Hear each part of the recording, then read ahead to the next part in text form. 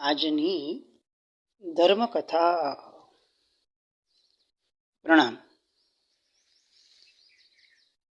ધર્મકથા અંતર્ગત આપણે સમ્રાટ સંપ્રતિનું ભવ્ય જીવન જોયું. એ પછી ગઈકાલે કેટલાક અંશો એ પણ જોયા કે જેના દ્વારા એવું સિદ્ધ થાય કે આ જગતની અંદરમાં કોઈ પણ વસ્તુ કોન્સ્ટન્ટ નથી હોતી. સમ્રાટ સંપ્રતિએ જે અદ્ભુતતમ કહી શકાય એવું રાજ્ય, એવું સામ્રાજ્ય જે ઊભું કર્યું, એ સામ્રાજ્ય એમના ગયા પછીથી ધીરે ધીરે પતનના માર્ગે આગળ વધ્યું. કોણે કલ્પના કરી હશે કે સંપ્રતિ જે ઓલમોસ્ટ વિશ્વના મહત્તમ રાજ્યો ઉપર પોતાનો કબજો જમાવી શક્યા, એમના ગયાના કેટલાક જ વર્ષોની અંદરમાં એ બધા જ પ્રદેશો ઓલમોસ્ટ એ કંઈક ને કંઈક અલગ અલગ રીતે મૌર્ય વંશની પકડમાંથી દૂર થઈ જશે. આપણે ઘણી બધી વાર ઘણી વસ્તુઓના સામ્રાજ્યની ભવિષ્યની બહુ જ મોટી કલ્પના કરીને બેસતા હોઈએ છીએ. કમાઈએ, બહુ વધારે પડતા પૈસા ભેગા થાય, આપણને એવું લાગે કે હવે આપણું સામ્રાજ્ય રહેશે. આપણા બાળકો, એમના બાળકો, આ બધાને ખૂટે નહીં એટલો મોટો ભંડાર આપણે ભેગો કરીને જશું. એની માટે લગભગ આખી જિંદગી આપણે એમાં હોમી દઈએ અર્થ પ્રાપ્તિ માટે. આશય સારો છે કે આપણા બાળકો ક્યારે પણ નબળું જીવન ન જીવે, પણ સમ્રાટ સંપ્રતિનું જીવન એ આપણને બતાવે છે કે ગમે તેટલું પુરુષાર્થપૂર્વકનું એમનું જતન કરી અને એ ગમે તેટલું રાજ્ય પ્રાપ્ત કરે, એમના બાળકો એ રાજ્યને ભોગવી શકશે એવી કોઈ ગેરંટી નથી. એમ આપણા બાળકો પણ આપણે ઊભી કરેલી સંપત્તિનું વહન કરી શકશે અથવા સુખેથી જીવી શકશે એની કોઈ ગેરંટી નથી, કારણ કે દરેક વ્યક્તિ પોતાનું ભાગ્ય લઈને આવ્યું છે. સમ્રાટ સંપ્રતિ પછીથી મહારાજા દશરથે 15 વર્ષ રાજ્ય કર્યું. આ 15 વર્ષની અંદરમાં સૌથી મોટો ફટકો મૌર્ય વંશને એ પડ્યો કે કલિંગનું જે રાજ્ય હતું, કે જે કલિંગના રાજ્ય દ્વારા જ સમ્રાટ અશોક વૈરાગ્ય પ્રાપ્ત કર્યો હતો એમણે, અને જે રાજ્યનો પ્રતિકાર કદાચ સમ્રાટ અશોકના જીવનમાં ક્યાંય કોઈએ ન આપ્યો હોય એટલો બળવત્તર હતો, એ કલિંગ રાજ્ય જે છે એ સમ્રાટ સંપ્રતિના ગયા પછીના બહુ જ ચૂજ વર્ષોની અંદરમાં યુદ્ધ કરી અને વિજેતા બન્યું. અને એના દ્વારા સમ્રાટ સંપ્રતિએ જે પ્રાપ્ત કરી હતી એક બહુ જ મોટી સત્તા, એ સત્તામાં સૌથી પહેલો અને મોટો ફટકો પડ્યો. મહારાજા દશરથના સમયની અંદરમાં બીજું એક રાજ્ય હતું વૈશાલી, એ પણ સ્વતંત્ર થયું. આ બધાના મૂળ કારણમાં એ પણ ખરું કે મહારાજા દશરથ એ વયોવૃદ્ધ હતા. આપણે જોયું કે કેટલાક ઇતિહાસકારો એમ કહે છે કે મહારાજા દશરથ એ સમ્રાટ અશોકના ભાઈ હતા, અને કેટલાક ઇતિહાસકારો એમ પણ કહે છે કે મહારાજા દશરથ એ સમ્રાટ અશોકના પુત્ર હતા. પણ મહદઅંશે મહારાજા દશરથ એ સમ્રાટ સંપ્રતિના કાકા હોવાની વાત સ્વીકારમાં વધારે લોકોને આવે છે. એટલે એ અપેક્ષાએ આપણે વિચારીએ તો સમ્રાટ સંપ્રતિના મૃત્યુ પછીથી મહારાજા દશરથ અગર રાજ્ય સત્તા પર આવ્યા હોય તો એમની ઉંમર કેટલી હશે? અને એક ઉંમર પછીથી વ્યક્તિનો જે યુદ્ધનો ચસ્બો હોય, એની જે એક વિચારધારા હોય, એની ઉગ્રતા હોય, એની વ્યગ્રતા હોય, એ બધામાં ફટકો પડે, એ બધામાં ધીરે ધીરે ધીરે ઓછા પાવતી જાય. અને એ જ વસ્તુનો ફાયદો આ કલિંગ દેશે ઉપાડ્યો અને વૈશાલી રાજ્યએ ઉપાડ્યો. એ પછીથી કાશ્મીરની વાત ગઈકાલે આપણે કેટલીક જોઈ કે જે સમયે પોતે સમ્રાટ સંપ્રતિના રાજ્યમાંથી સ્વતંત્ર થયું.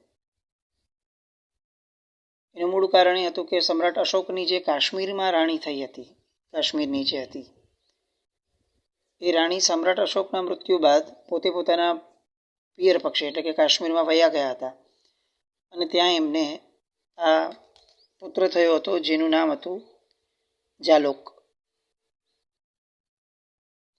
કાશ્મીરમાં સત્તા હતી સમ્રાટ અશોકની પત્નીના પિતાની,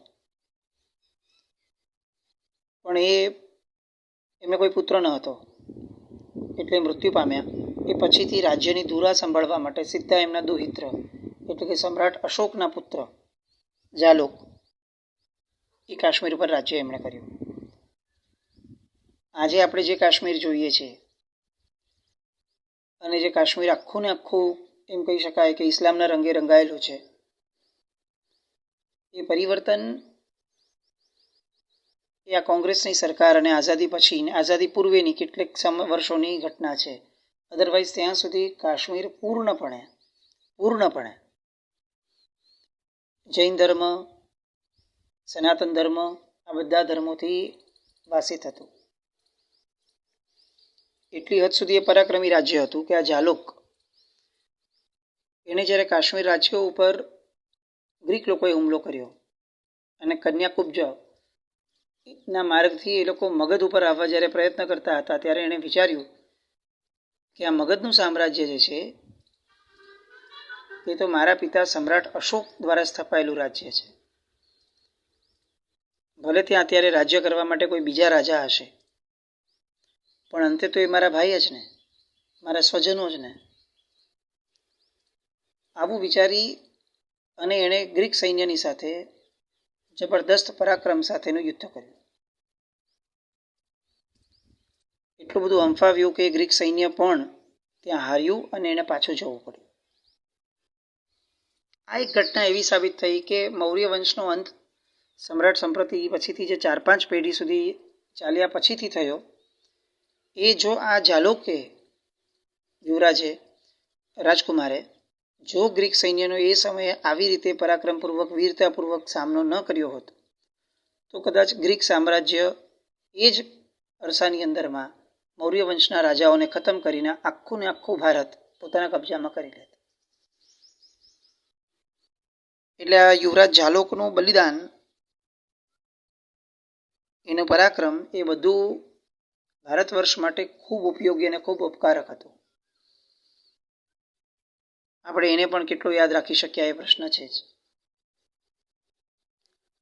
આ બાજુ મહારાજા દશરથનો જ સમયકાળ હતો. એ સમયે આંધ્રના રાજ્યની અંદરમાં શ્રીમુખ નામના એક રાજા થયા. આ શ્રીમુખ નામના રાજાએ આંધ્રના પ્રદેશને મગધના રાજ્યમાંથી મુક્ત કર્યો. અતિશય પરાક્રમ, અંદર બળવો કર્યો અને ગમે તે પ્રકારે મગધના નબળા પડેલા સામ્રાજ્યની કમર તોડી અને અંતે એમણે આંધ્રને મુક્ત કર્યો. એટલે મહારાજા દશરથનું સામ્રાજ્ય, એમનો જે રાજ્યકાળ હતો એ સમ્રાટ સંપ્રતિના રાજ્યકાળને પૂર્ણપણે વિપરીતપણે કહી શકાય એવો થયો. અને મગધના સામ્રાજ્યની નીવ જે હતી મોટા મોટા રાજ્યોની, એ નીવ ત્યાં જ ઢીલી પડી ગઈ. એ પછી રાજા થયા શાલિસુક. શાલિસુકના રાજ્યકાળ દરમિયાન ગ્રીક લોકોએ ફરીથી આક્રમણ કર્યું અને એ લોકોએ આક્રમણ કરતા કરતા અફઘાનિસ્તાન, કંદહાર, ઈરાન આ બધા રાજ્યોને મગધ સામ્રાજ્યમાંથી છૂટા કર્યા. છેક ભારતના અંદરના ભાગ સુધી લોકો આવ્યા. એ સમયગાળો હતો કે જ્યારે જાલોક મૃત્યુ પામ્યા હતા અને ગાંધારના રાજ્ય સુધી એ લોકો પહોંચ્યા. ગાંધારના રાજ્યમાં પહોંચ્યા રાજા સુભાગસેન. એ સુભાગસેન સાથે પણ યુદ્ધ ચાલ્યું. એ યુદ્ધ દરમિયાનમાં સુભાગસેને બહુ જ વીરતાથી સામનો કર્યો, પણ તેમ છતાં છેવટે ગ્રીક રાજ્યોની સામે, રાજાઓની સામે, એમના બળ સામે ઢીલા પડ્યા. અંતે એમણે સંધિ કરવી પડી અને એ સંધિની અંદરમાં ગ્રીક સેનાપતિઓને એમણે બળપૂર્વક એવી શરત મૂકી હતી કે તમે હવે બીજી એક પણ સત્તા પ્રાપ્ત કરવા માટે ફરીથી યુદ્ધ નહીં કરો. સંધિ માન્ય થઈ, શરત માન્ય થઈ હતી. 150 હાથીઓ, બહુ જ પરાક્રમી એવા હાથીઓની ભેટ મહારાજા સુપાક્ષેને ગ્રીક રાજાઓને આપવી પડી સંધિના એક શરતને અનુસારે. પણ કેટલાક વર્ષો ગયા હશે અને આ સંધિની પરવા કર્યા વિના ગ્રીક લોકોએ ફરીથી ભારત ઉપર આક્રમણ કરવાનું શરૂ કર્યું. સાકેત, પંચાલ, મથુરા આ બધા રાજ્યો ઉપર એમણે હુમલો કર્યો અને પોતાનો વાવટો ફરકાવ્યો. પાટલીપુત્ર ઉપર પણ હુમલો કર્યો. અલબત્ત પાટલીપુત્ર એ સમયે તેઓ જીતી નતા શક્યા. પણ ભારતની એક શુભતા ગણીએ કે ભારતનું સૌભાગ્ય ગણીએ કે એ સમયે ગ્રીક રાજ્ય આગળ વધતા વધતા વધતા જે આખા ને આખા પ્રદેશો ઉપર સામ્રાજ્ય ફેલાવવાની નેમ ધરાવતું હતું એ ગ્રીક સામ્રાજ્ય આંતરિક કલહની અંદરમાં ઢીલું પડી ગયું. એ લોકોના અંદરના જ ઝઘડાઓ એ સામ્રાજ્યને ભારે પડવા લાગ્યા અને એના કારણે અંદરની અંદર યુદ્ધ થયા. ગ્રીક સેનાપતિઓ જ પોતે અંદર લડવા લાગ્યા. પોતાનું જોમ ઢીલું થયું અને અંતે બધા જ ગ્રીક રાજાઓ ભારત છોડીને ભાગી ગયા. આ જે ખટપટો થઈ આ આપણા બધા માટે પણ બહુ ઇન્સ્પાયરિંગ હતી. આજે પણ જ્યારે આપણે ભારતના કે વિશ્વના પરિપ્રેક્ષ માટે વિચારીએ કે આખા વિશ્વની અંદરમાં સૌથી મોટી સત્તાઓ એ આમ ઇસ્લામ, ખ્રિસ્તી, બૌદ્ધ આ બધાની ગણાય અને ઘણી ભવિષ્યવાણીઓ વગેરે એ દિશા તરફ જ લઈ જાય છે કે ભાઈ હિન્દુ સામ્રાજ્ય, હિન્દુ વ્યક્તિઓ, હિન્દુ ધર્મના, સનાતન ધર્મના લોકો આ બધા લોકોએ ભવિષ્યની અંદરમાં આ બધી મોટી સત્તાઓ સામે લડવું નહીં પડે. કારણ કે એ બધી મોટી સત્તાઓ અંદર જ ખટપટ કરીને પોતે મરી જશે, પોતે ખતમ થઈ જશે અને ત્યારબાદ એક આખી સરસ મજાની સંસ્કૃતિ જે છે આર્ય સંસ્કૃતિ એનો ઉદય થશે. જોકે આ બધી વાતો છે થાય ચોક્કસ આવું થાય એની આપણે રાહ જોઈએ, પરંતુ જેટલા સમયગાળા આપવામાં આવ્યા હતા એમાંના કેટલાક સમયગાળાઓ તો પસાર થઈ ગયા અને હજી સુધી પણ આપણે આવું ભવ્યતમ દ્રશ્ય ઊભું થાય એની રાહ જોવા સિવાય બીજું અત્યારે તો કંઈ આપણા હાથમાં છે નહીં. પણ એવું થયું એ સમયે ગ્રીક લોકોનું કે એ લોકો ખટપટોના કારણે પોતે જ એને કોઈ હરાવી ન શક્યું, પોતે જ પોતાના ખટપટોથી હાર્યા અને પોતે અંતે ભારત છોડીને વિદાય પામ્યા.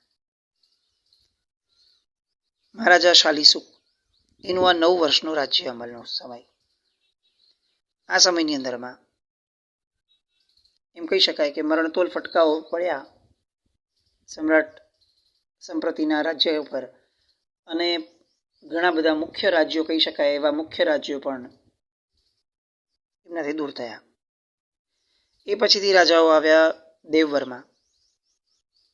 આ દેવવર્મા જે છે છેલ્લા 3 રાજાઓ હતા. દેવવર્માને 3 અલગ અલગ નામે ઇતિહાસકારોએ લખ્યું છે: દેવધર્મા, સોમધર્મા અને સોમવર્મા અને દેવવર્મા.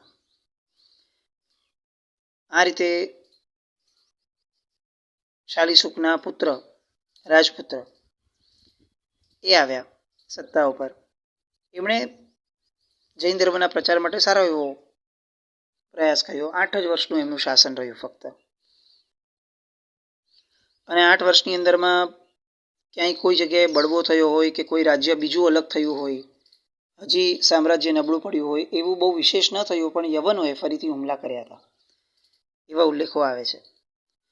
અને યવનોની સાથે સાથે જે મુખ્ય એક નામ ભારતના ઇતિહાસની અંદરમાં વિદેશી આક્રમણકારોનું, ડેમેટ્રિયસ જે બેક્ટ્રિયાના રાજા હતા, એણે ભારતના ઘણા પ્રાંતોને હસ્તગત કર્યા. જે ઓલરેડી મુક્ત થઈ ગયા હતા મૌર્ય વંશોથી, એવા કેટલાક રાજ્યો ઉપર હુમલો કરીને એમને એમની સત્તા પ્રાપ્ત કરી. આ જે ડેમેટ્રિયસ છે એની પણ ઇતિહાસકારો બહુ નોંધ લે છે કે એણે પોતાના નામે અહીં અનેક વસ્તુઓ બનાવી. અનેક રાજ્યો આ ડેમેટ્રિયસે પોતાના નામથી સ્થાપિત કર્યા અને આક્રોશિયા નામનો જે એક એનો પ્રદેશ હતો, એની અંદર પણ એણે અર્લી હિસ્ટ્રી ઓફ ઇન્ડિયા નામના ગ્રંથમાં એવો ઉલ્લેખ આવે છે કે ત્યાં પણ એણે પોતાના નામનું નગર આખું વસાવ્યું હતું. આપણે ત્યાં પતંજલિકૃત મહાભાષ્ય આ ગ્રંથની અંદરમાં એવું લખવામાં આવ્યું છે કે સૌવીર દેશની અંદરમાં દાંત મિત્રી નામનો એક નગર હતો. એ જે નગર છે એ પણ આ જે સેનાપતિ હતો ડેમેટ્રિયસ એના નામથી વસ્યું હતું. પછીથી અપભ્રંશ થતા થતા એ આવું એનું નામ દાંતમિત્રી તરીકે થયું. પતંજલિ મુનિ શુંગવંશીય પુષ્યમિત્રના સમકાલીન. પતંજલિનો ઇતિહાસ પણ બહુ સારો છે, પણ આપણે તો બધા ઇતિહાસ જોવા જશું તો આ ઇતિહાસ ઘણો લાંબો થતો જશે. એટલે આ પતંજલિએ જે પુસ્તકો લખ્યા છે, ગ્રંથો લખ્યા છે, એમાં એમણે ભારતના પશ્ચિમોત્તર પ્રાંતો પર આ ડેમેટ્રિયસના રાજ્યને સ્થાપવાની જે આખી વાત છે એ વાતને સ્વીકારી છે અને એ પ્રમાણે એમણે લખ્યું છે. હવે આ દેવવર્માના રાજ્યની અંદરમાંથી આગળ વધતા જ્યારે શતધનુષ્યનું રાજ્ય આવ્યું ત્યારે વિદર્ભ નામનો જે દેશ હતો, આજે અત્યારે મહારાષ્ટ્રની અંદરમાં જે છે એ વિદર્ભ દેશ એ મૌર્ય સામ્રાજ્યમાંથી છૂટો થયો, સ્વતંત્રતા પ્રાપ્ત કરી. એટલે લગભગ આમ કહી શકાય કે હવે છેલ્લો ઘા મૌર્ય વંશનો બાકી હશે. એટલી હદ સુધી સમ્રાટ સંપ્રતિએ જે પ્રાપ્ત કર્યું હતું એ બધું જ ધોવાઈ જવાના આરે હતું. અને છેલ્લા એક સમ્રાટ થયા નંદવંશના, જેનું નામ હતું મહારાજા બૃહદર્થ, જે શતધનુષ્યના ભાઈ હતા. આ બૃહદર્થ જે છે એ બહુ માઇલ્ડ રાજા. માઇલ્ડ એટલે સ્વભાવથી એવા કે જેમણે ક્યાંય કોઈ જગ્યાએ નવો હુમલો ન કર્યો અથવા જે હુમલા થયા હતા એનો જવાબ આપવા માટે કાંઈ કોઈ પ્રતિકાર બહુ ન કર્યો. બહુ સામાન્ય રાજ્ય. અને એમના રાજ્યની અંદરમાં એમનો પુરોહિત હતો. આ પુરોહિત જે છે એ વેદાંત દર્શનનો એ સમયનો બહુ જ મોટું નામ કહી શકાય એવો વ્યક્તિ. અહીંયાથી એક મોટો ઇતિહાસ રચાય છે કે જેમાં આ બૃહદર્થની કેટલીક વીરતા વગરની વાતો એને પણ નિમિત્ત બનાવાય છે કે જેના કારણે આ સામ્રાજ્ય ખતમ થયું. આ સામ્રાજ્યની અંદરમાં અન્ય ધર્મીઓ જે અત્યાર સુધી જૈન ધર્મનો પ્રભાવ હતો એ જોતા જોતા અન્ય ધર્મીઓ જે બધા ટાંપીને બેઠા હતા કે હવે આને ગમે તેમ કરીને આને કંઈક દૂર કરાય જૈન ધર્મના સામ્રાજ્યને, એ વેદાંત ધર્મીઓ સનાતનીઓ એ લોકોએ પોતાના સામ્રાજ્યને વિસ્તારવા માટે બહુ જ મોટા પ્રયત્નો શરૂ કર્યા. અને આ બૃહદર્થ જે છે એ આ બધી વસ્તુઓને જાણવા છતાં પણ એને ક્યાંય રોકી ન શક્યા. સનાતન ધર્મીઓ ઘણા વખતથી જોઈ રહ્યા હતા કે આ બધા રાજાઓના સામ્રાજ્યની અંદરમાં એક સમ્રાટ અશોક એવા હતા કે જેને બૌદ્ધ ધર્મનો પ્રચાર કર્યો. બીજા બધા રાજા ચંદ્રગુપ્ત મૌર્યથી લઈને એવા હતા કે જે લોકોએ જૈન ધર્મનો પ્રચાર વિશેષપણે કર્યો. પણ આ બધા પ્રચારની અંદરમાં ક્યાંક ને ક્યાંક સનાતન ધર્મ દબાઈને રહેતો હતો. જો કે કોઈ પણ રાજાઓએ કંઈ પણ નબળું કર્યું હોય એ લોકો સાથે એવો પણ ઉલ્લેખ નથી. પણ રાજ્ય ધર્મ તરીકે, રાષ્ટ્રધર્મ તરીકે જૈન ધર્મ અને કેટલેક અંશે બૌદ્ધ ધર્મ એ વિશેષપણે પ્રભાવક બન્યા કે જેના કારણે દબાઈ ગયેલો આ સનાતન ધર્મ હવે માથું ઉચકવા માટે તનતોડ પ્રયત્ન કરતો હતો. આ પ્રયત્નમાં ઘણી ક્રૂરતા પણ આવી. આપણે અત્યારે ગમે તેટલું સૌજન્યથી આપણે અત્યારે રહીએ છીએ, પણ તેમ છતાં જૈન ધર્મને જેટલું નુકસાન મોગલોએ પહોંચાડ્યું છે, જેટલું નુકસાન અંગ્રેજોએ પહોંચાડ્યું છે, કદાચ એમ કહી શકાય કે એટલું જ નુકસાન આ સનાતન ધર્મના ધર્માંધ બનેલા લોકોએ પહોંચાડ્યું. એમાંનો એક સૌથી ભયંકર નામ એટલે પુષ્યમિત્ર. આપણે બધાએ ઘણીવાર આ સાંભળ્યું હશે કે હિન્દુ ધર્મ એવું કહે છે કે કલ્કી નામનો એક અવતાર થશે, જેના નામ ઉપર આજે આપણે કળિયુગ જે કહીએ છીએ એ કલ્કી નામનો અવતાર થશે. એ કલ્કી અવતારને એ લોકોએ બહુ મહાન ગણ્યો છે કે વેદાંત ધર્મને, સનાતન ધર્મને એ ટોચ ઉપર લઈ જશે કલ્કી. પણ સાથે સાથે બીજી કેટલીક વાતો જે એમણે લખી છે કે કલ્કી અવતાર એ અન્ય ધર્મીઓ માટે કાળ પુરવાર થશે. તમામ ધર્મીઓના નાશ માટે એ સૌથી મોટું નામ પુરવાર થશે. એ કલ્કીનો અવતાર એટલે આપણા મતે આ પુષ્યમિત્ર, જે બૃહદર્થનો સેનાપતિ હતો, એના પુરોહિતનો દીકરો હતો અને બૃહદર્થનું ખૂન કરી અને એની પોતાની સત્તા મેળવવાની જે નેમ હતી એને પ્રાપ્ત કરી અને એ પછીથી એને સનાતન ધર્મના પ્રચાર માટે જે રીતનું વર્તન કર્યું, આપણને કદાચ એવું લાગે કે એણે ઇસ્લામના રાજાઓને પણ શરમાવે એવા કાર્યો કર્યા. જૈન ધર્મના વિનાશમાં સૌથી પહેલું ડગલું એ આ પુષ્યમિત્ર બન્યો, કલ્કી અવતાર. અને એના કારણે કાળ સ્વરૂપે એ અન્ય ધર્મીઓ પર તૂટી પડ્યો. સૌથી પહેલું એણે નિશાન બનાવ્યું બૌદ્ધ ધર્મને. સમ્રાટ અશોક જે બૌદ્ધ ધર્મીઓ માટે કેટલાક મઠોને બધું આપી ગયા હતા અને કેટલી બધી જગ્યા આપી હતી, એ દરેક જગ્યાઓ પર એણે હુમલા કરવાના શરૂ કર્યા. જોકે બૌદ્ધ ધર્મની કેટલીક વાતો ચમત્કારિક એવી પણ છે કે જેના કારણે પુષ્યમિત્રએ કેટલાક સમય માટે પીછેહટ કરવી પડી. એ કેટલાક દૈવત્વના કેટલાક ચમત્કારો, અને એ દૈવત્વને જે બૌદ્ધ ધર્મનું દૈવત્વ હતું એ દૈવત્વને નાથવા માટે આ પુષ્યમિત્રએ બીજા દૈવત્વની જે સાધના કરી, યક્ષોને એમણે સિદ્ધ કર્યા, એમની સહાય લીધી, એ બધી વાતો બહુ રસપ્રદ છે. પણ આ કલ્કી અવતાર કે જે ભારતના ઇતિહાસમાં કાળ પુરવાર થયો અન્ય ધર્મીઓ માટે, અને એક આખી એવી વાત કે જે સાવ અજાણ છે આપણથી. આપણે એમ જ માનીએ છીએ કે સૌથી મોટું નુકસાન કરનારા આ મોગલોને આ બધા હતા, પણ એ પૂર્વે, આ તો છેક વિક્રમની હજી માંડ ત્રીજી ઈસવીસન પૂર્વેના લગભગ 200 વર્ષ પહેલાની વાત છે.